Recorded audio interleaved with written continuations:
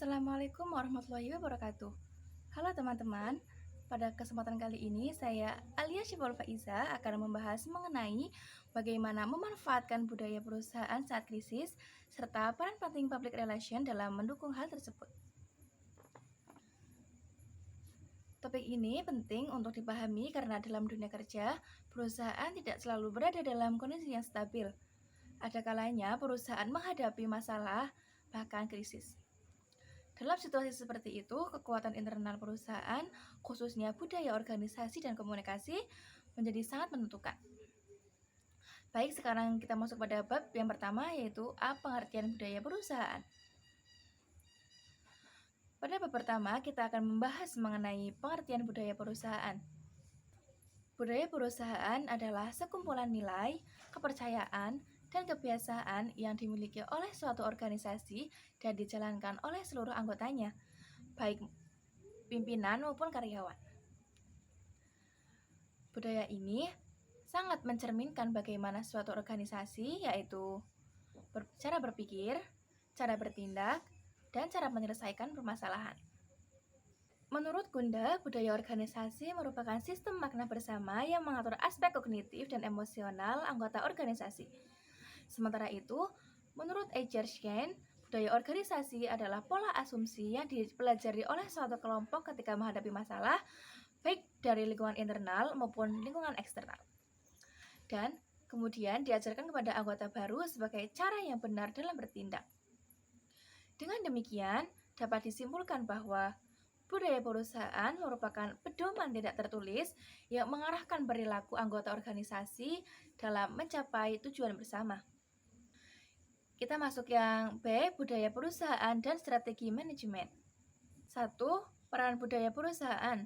Budaya perusahaan memiliki berbagai peran penting, di antaranya sebagai identitas organisasi yang membedakan satu perusahaan dengan perusahaan yang lainnya, menyatukan anggota organisasi meskipun memiliki latar belakang yang berbeda, mengurangi konflik karena adanya kesamaan nilai dan cara pandang, terus meningkatkan komitmen karyawan terhadap organisasi, mengurangi ketidakpastian karena adanya pedoman yang jelas, meningkatkan motivasi dan kerja sehingga bertampak pada produktivitas. Selain itu, budaya perusahaan juga dapat menjadi keunggulan kompetitif karena mampu meningkatkan efektivitas dan efisiensi organisasi dalam menghadapi persaingan. Yang kedua, ada pengertian manajemen. Selanjutnya, kita akan membahas mengenai manajemen. Manajemen adalah proses untuk mencapai tujuan organisasi melalui kegiatan. Kegiatan diantaranya adalah perencanaan, pengorganisasian, pengarahan, dan pengawasan. Manajemen berfungsi untuk mengoptimalkan sumber daya yang dimiliki agar tujuan organisasi dapat tercapai secara efektif dan efisien. Yang ketiga adalah fungsi manajemen atau POAC. Terdapat 4 fungsi utama dalam manajemen yang dikenal dengan istilah POAC, yaitu yang pertama, planning atau perencanaan, yaitu tujuannya menentukan tujuan serta strategi yang akan digunakan. Yang kedua, ada organizing atau pengorganisasian, yaitu mengatur dan membagi tugas dalam organisasi. Yang ketiga, actuating, yaitu pelaksanaan atau pengarahan, biasanya menggerakkan anggota organisasi untuk bekerja sesuai rencana.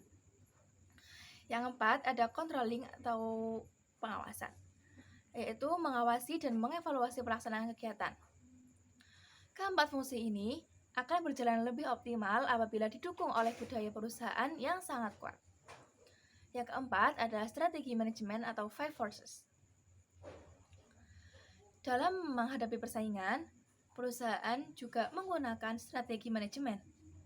Menurut Michael Porter, terdapat 5 kekuatan utama dalam persaingan bisnis, yaitu yang pertama ada ancaman pendatang baru, kekuatan tawar-menawar pembeli, kekuatan tawar-penawar pemasok, ancaman produk pengganti, dan yang terakhir adalah persaingan antar perusahaan. Dengan memahami faktor ini, perusahaan dapat menyusun strategi yang tepat untuk bertahan dan berkembang. Kita masuk pada bagian C, yaitu peran public relation. Public relation atau PR memiliki peran penting dalam mendukung manajemen, terutama dalam hal komunikasi dan pembentukan citra. Dalam proses manajemen, PR memiliki beberapa tugas utama, yaitu yang pertama, mengumpulkan data dan fakta. Yang kedua, mengidentifikasi permasalahan. Yang ketiga, menyusun perencanaan program. Yang keempat, melaksanakan program, serta melakukan evaluasi. Dengan demikian, PR tidak hanya berfungsi sebagai penyampaian informasi, tetapi juga sebagai bagian strategis dalam pengambilan keputusan. 1. Peran PR dalam komunikasi internal. Dalam komunikasi internal, PR berperan dalam yang pertama, menyampaikan informasi kepada karyawan. Yang kedua, membangun hubungan kerja yang baik, serta memastikan seluruh anggota memahami tujuan organisasi. Sudah, itu aja. Dan komunikasi internal yang efektif dan menciptakan lingkungan kerja yang harmonis dan produktif. Yang kedua, peran PR dalam komunikasi eksternal. Selain itu, PR juga berperan dalam komunikasi eksternal, yaitu hubungan dengan masyarakat, dengan pelanggan, dan media. Tujuannya adalah untuk membangun dan mempertahankan citra positif perusahaan. Dalam situasi krisis, peran PR menjadi sangat penting karena PR harus mampu mengelola informasi dengan baik agar tidak menimbulkan kesalahpahaman di masyarakat. Dari pembahasan yang telah disampaikan, dapat disimpulkan bahwa budaya perusahaan merupakan dasar dalam menjalankan organisasi. Manajemen berperan dalam mengatur strategi dan mencapai tujuan. Public relation berperan dalam menjaga komunikasi serta citra perusahaan. Ketiga aspek tersebut saling berkaitan dan sangat-sangat penting, terutama dalam menghadapi kondisi krisis. Demikian penjelasan yang dapat saya sampaikan. Terima kasih atas perhatiannya. Semoga materi ini dapat dipahami dan bermanfaat. Wassalamualaikum warahmatullahi wabarakatuh.